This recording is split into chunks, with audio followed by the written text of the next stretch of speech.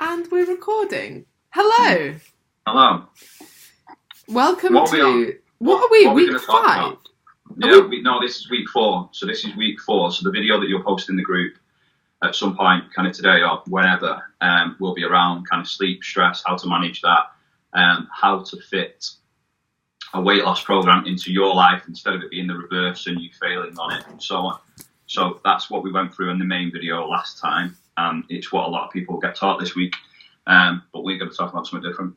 Yeah, although that does bring... So obviously we covered most things, I think, on the core video that we've got, but there's one thing that was brought to my attention today, which is that it's just kind of another reason why sleep is so important when you're trying to lose weight, and that is its effect on ghrelin levels. So for those of you who don't know, ghrelin is an acute hunger hormone. So you've got two sort of main hunger hormones. One of them is leptin, and that's a more long-term signal. So leptin levels are related to how much body fat you have, and the role of leptin is to tell your brain how much stored energy you have, so how much stored fat you have. So when you're very lean, it signals to the brain that there's not much energy available and that it needs to increase your drive to eat, and also tries to reduce your activity levels or your energy expenditure as well. So that's what leptin does on a long-term basis. But what ghrelin does on a much more acute level is before a meal, ghrelin levels will rise, and that stimulates hunger. And then once you've eaten, these ghrelin levels will lower, and that stimulates satiety. So it's sort of a more acute response to eating. Now, it's been shown that when you don't sleep very well, your ghrelin levels are much higher, which means that you're going to be hungrier the next day. So that could just one more thing, as if there wasn't already enough things to try and get people to think more about how much they sleep, and that actually could be a big factor in their weight loss or if they're struggling to lose weight. And do you know, so you just mentioned from a satiety point of view, obviously people are going to get hungry when they're tired, and that's me all over, to be fair, and probably most people. And what I find I do, and a hell of a lot of people I've worked with in the past, is you'll go to the foods that you probably enjoy the most. So like the more comforting type foods that you can grab on the go, which aren't normally the best, especially if you're a female and with 1,500 calories in your allowance per day. And that's where normally, so sleep being the trigger, but that can actually play a role in your choices and decisions too. Yeah, definitely. I think cravings are much harder. Do you know what? Just generally being tired is going to make you move less. It's going to give you less willpower. Like, I can't be bothered to do anything when I'm tired, let alone stick to my diet. So I think it's a huge factor, and it's hard. And we discussed this on this week's sort of core video, that as much as we both know and have read up on how important sleep is, I still can't prioritize it. It's still really hard to prioritize. You still think, I'd be better off getting more of this in, or I'll just sleep less so that I can do more of this or that. And it's just, I think because it's always bottom of your priority list, really, isn't it? If something's going to give, it's sleep. Yeah, and in a real world point of view, when people have got different things to kind of factor into that, so obviously children waking up in the night, stress will play obviously a part in that, and then just usual routine. Like, I know for myself, with having 2 kids, when the kids are in bed, 9 o'clock is your time, and if you find a program to watch or you've got work to do, that will go on to 11, 12. You might be up at 5. So I go through this exactly the same as any other person, and it is about prioritizing it. But I'd be contradicting myself to say that I do. But it is definitely something I recommend, or look for people to recommend at, say, 3rd or 4th, I suppose, important factor in playing a role into fat loss. First being obviously being an energy deficit and so on. But and they're all they all relate to each other, because it's going to be easier to maintain a deficit if you've got more energy, you're moving more, you're more in control of your hunger, you're more in control of your cravings, you have probably a more positive outlook, like I'm always grumpy if I'm tired. Yeah. All these things sort of come together and make dieting a bit easier. But it is so hard, and even I guess your example as well, when the kids are in bed, or maybe you've had a long day at work or whatever, and it's maybe the only time that you get to see your partner, and if you're like, well, actually, I'm just going to go to sleep, that, in my experience, that never goes down very well. Sorry, I need to get my 8 hours of sleep. Anyway, we're going to go over 6 fat loss hacks today. 6 or maybe 5. Possibly 5. Anyway, number 1 is eat slowly and mindfully. Do you take time to sit down and like enjoy your meal, or are you like having it on the go? Are you always in a rush? The majority of the time I'm always on the go, probably in a rush, and I have really bad habits of, say, eating whilst working and so on. And again, I suppose this is where it's real world. It relates to people who are going to watch this video. And my evening meal is normally sat down, kids around me and so on. So yeah, probably 1 meal a day. I can say I can sit down and I can control that environment that I can eat in and so on. Yeah, and I think I'd never really considered this before, but one of the coaches that I work with has said that she tries to get people to, a good sort of experiment of this is time yourself to eat your dinner and see how long it takes you. Now, obviously, it's going to be a bit different each day depending on what you're eating. But so let's say it only took you 8 minutes to eat your dinner.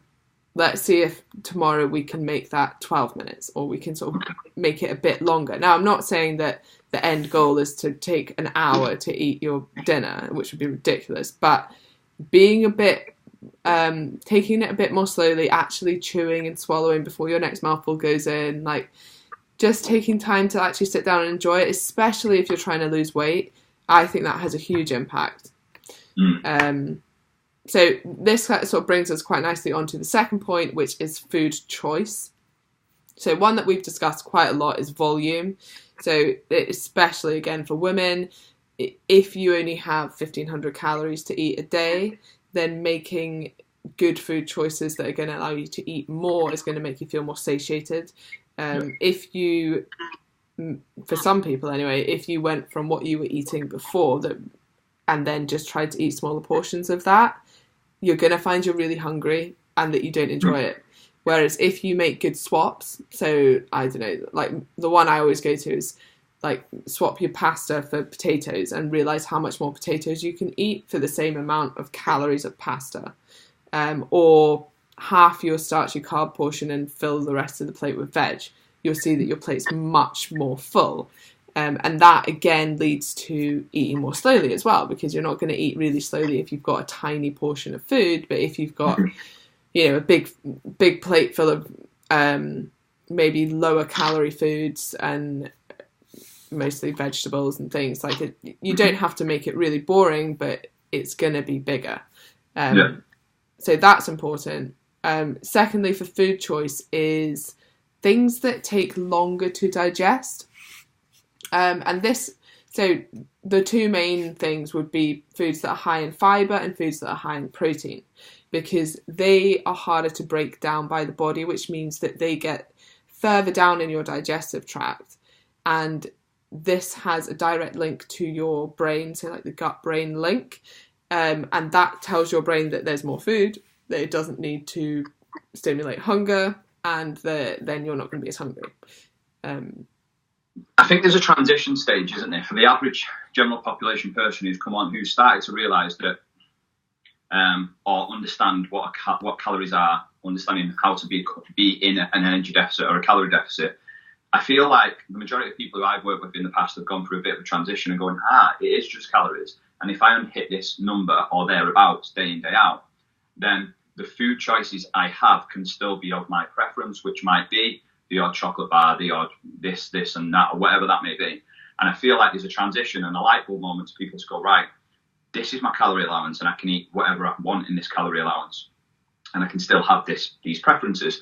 But then further down the line, when weight loss starts to stall, the transition is, I'm lowering my calories, I'm getting hungrier, so maybe these aren't the better choices for me, and I need to have more food volume. And that's when I start. So I've gone through the stage of calories, then I've gone through the stage of protein, and then I've gone, right, now we need to have a look at fibre a little bit more now.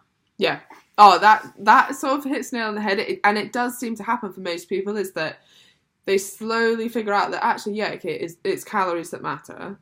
Mm-hmm. But then there's like a second like light bulb moment where they're like, actually, it's much harder to stick to my calories if I don't make good food choices. And yes, I can have a chocolate bar, but that does have consequences, because it means that my dinner's I've only left 200 calories for dinner, which means I can't have a big dinner. Yeah. So yeah, I think you're right. That's seems to be the process that people go through. And do you know what? And that process is absolutely fine, in my opinion. Like, if that is easy for you to manage, for anyone who watches this back, that is completely fine. Like, I've not met many people who've just nailed it from like. Oh no. No. So more or less everyone goes through that process. And I think if you are stuck, again, this is where obviously a coach comes in who can just advise you and kind of direct you in that way. Yeah, good. Yeah, we got three. Absolutely. That was two. Avoid added calories. So things like, this will be a really quick one, but just your like sugar and coffee, or maybe not avoid, but account for added calories. Liquid calories. So the example that I always like to give is, don't drink orange juice, have an orange and some water. Then you're getting satiety from actually eating as opposed to just drinking. You're getting the fiber from the orange, and you're saving yourself about 200 calories. And you don't feel hard done by then. And we talk about this a lot, sort of like little wins that you can get when dieting. So I wouldn't think, oh, she's not having orange juice, she's having a glass of water and an orange, oh, she must be on a diet. Like, it's not, it's a good choice to make, but it doesn't feel like dieting almost. It's just a better choice. So yeah, the little things like that. Another one is swapping condiments for spices. So things like mayo and stuff can add up so much, especially as you tend not to weigh them. I wouldn't recommend trying to weigh out your ketchup if you've got that squirty bottle. Like, probably quite dangerous. Or if ketchup is your thing and you just love it, then make sure you're accounting for it. So probably overestimate a bit. If it says like one squirt is, 50 calories, be like, it's probably more like 60, 70 calories. And do you know what? This sounds like really nitpicky, and I think if I was just starting this process, I'd be like, Jesus Christ, like, this is in depth and in detail. And we're obviously not turning around and saying when you initially start the program, you need to go through this finer detail. It's just, if you can, like anything in life, if you can get or be self-aware of these small details now, when you hit plateaus as you get results further down the line, it's going to be so much easier to manage because you've already started to apply them from there off. Mm-hmm. Yeah, you're absolutely right. Or on the flip side, a lot of people who maybe don't account for these things could start losing weight just by accounting for them.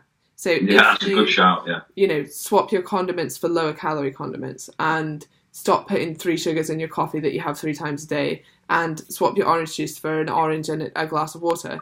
That could create, a 400 or 500 calorie deficit a day if you're having those with like most meals. Yeah, that's a good shout. And then you're losing weight already without having to make too big a changes. But that obviously depends on your starting point. And this is another kind of like what you're saying, is often when people hit plateaus and they're like, oh, I'm not quite sure why I'm not losing weight. Well, you've not been accounting for these other things that we should be accounting for. So yeah, it may seem nitpicky, but it's where a lot of calories can add up. Yep, 100%. Okay, I'm going to finish off with this one. Stop snacking. Did I tell you about what my clients did once? What? So I had a client group, but this is years ago when I worked for Fitness First. And I applied this to some of them, and 3 of the women made shirts with, if you're not tracking, you're not snacking, on the shirts with my PT name on the back of it. They made it themselves. Oh, so that was fun. Yeah.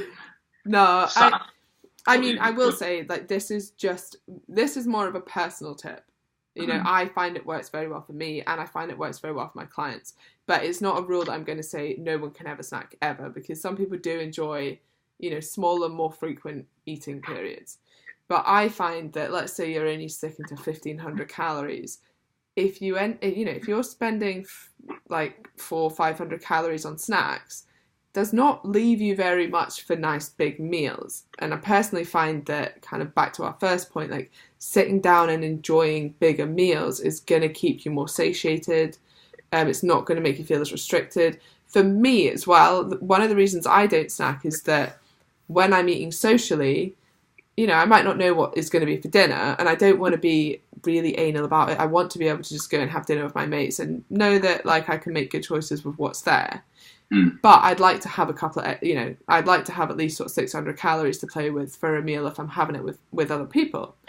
And the easy way to save that much is just not to snack in between meals. And then you're not the awkward one there that's like, well, I can't really have this or this. It gives you a lot more flexibility. It allows you to eat more socially.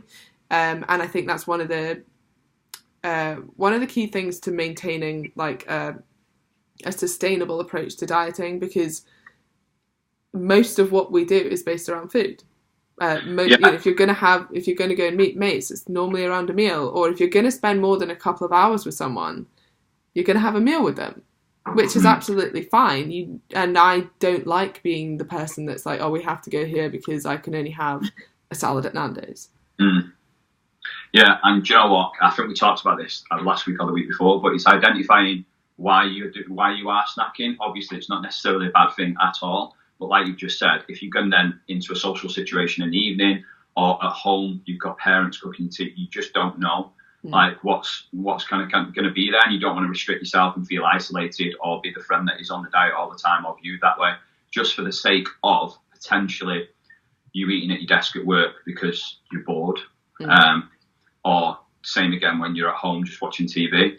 It's just an easy place to really save a hell of a lot of calories, and the majority of snacks that we do have, unless they are low calorie, they're normally quite high in calories. Yeah. Or just not worth what they could be as a meal normally. Yeah. So, even like the little things, like, I don't know, those like Fiber One bars that are like 100 calories. Yeah. Like, they're good, but you still think, oh, you could, if you have 2 of them a day, you could probably use those a lot more. And personally, I find, and this is like, I'm sure this doesn't happen to everyone, but if I snack, it almost like opens the gates of hunger, as I call them. 1,000,000%. Like, if you've not eaten for a while, you don't feel that hungry. And it's only when you start eating, you're like, oh, I'm quite hungry. So I like to have a big meal. Yeah. Because then I'm full after, and I'm satiated, and I'm satisfied. Whereas snacks just don't satisfy me. Yeah, when I was just about to say one of them Fiber One bars, this come up in my group the other week, regards to they bought them as a low-calorie snack, but because they're chocolate, they taste like chocolate, but hyper-palatable, people then have 2 or 3 a day, and then that's a 300-calorie snack, and it's easy to do. I would be exactly the same as that, like, Jesus, Easter, like, one piece of Easter egg ended up in the whole egg every time. You just can't stop that. That's me, anyway. Yeah, I know, when they put the portion sizes on the egg, and it's like X amount of grams, what? How are you meant to know what that is, an egg? I didn't look that far. I just got stuck in. But you're right. And I'm doing that because A, they're there. B, I'm probably bored or in between work or sorting the kids out or whatever. It's just easy when I could just save my calories 100%. And I do that. And I'm sure more or less everyone does it. But if you're really mindful of as to why you're doing it, it will be easy to address it, in my opinion. Agreed. And I think that's a great place to end today's. Thank you very much for your time.